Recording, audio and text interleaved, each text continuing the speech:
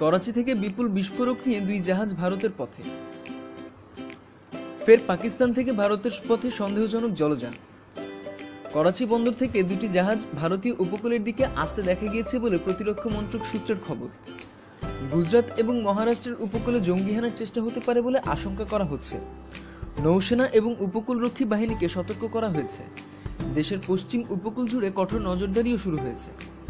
করাচি থেকে যে দুটি জাহাজ ভারতের দিকে রওনা দিয়েছে বলে খবর, তাতে প্রচুর পরিমাণে আগ্নেয়াস্ত্র এবং বিস্ফোরক রয়েছে। শুরু থেকে জাহাজ দুটির উপর নজর রাখছিল ভারত।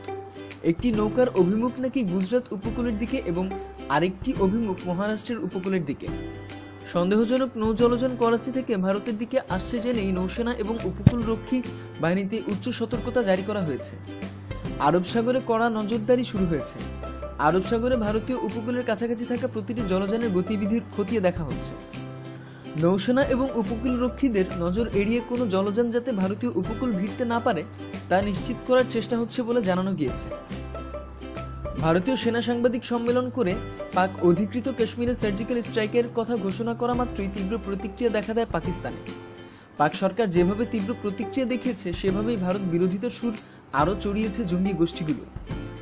সার্জিক্যাল স্ট্রাইক কাকে বলে তা ভারতকে বুঝিয়ে দেওয়া হবে বলে হুমকি দিয়েছেন লস্কর তথা জামাত উদ দাওয়া প্রধান হাফিজ সঈদ।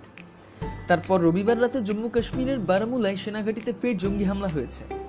আর সোমবার বারামুলার পরিস্থিতি পুরোপুরি শান্ত হওয়ার আগেই পাকিস্তানের করাচি বন্দর থেকে দুটি সন্দেহজনক জলযানকে ভারতের দিকে আসতে দেখা গিয়েছে। যেভাবে বিপুল বিস্ফোরক এবং আগ্নেয়াস্ত্র নিয়ে করাচি থেকে ভারতের দিকে আসতে দেখা গিয়েছে জাহাজ দুটিকে, তাতে ওয়াকিবহাল মহলের ধারণা আবার মুম্বাইয়ের ধাঁচে কোনো হামলার ছক কষছে জঙ্গিরা। তবে জাহাজ দুটি এখনো ভারতের উপকূলে ঢুকতে পারেনি বলে খবর পাওয়া গেছে। এই সংক্রান্ত বিস্তারিত তথ্যের জন্য সাবস্ক্রাইব করুন। ধন্যবাদ।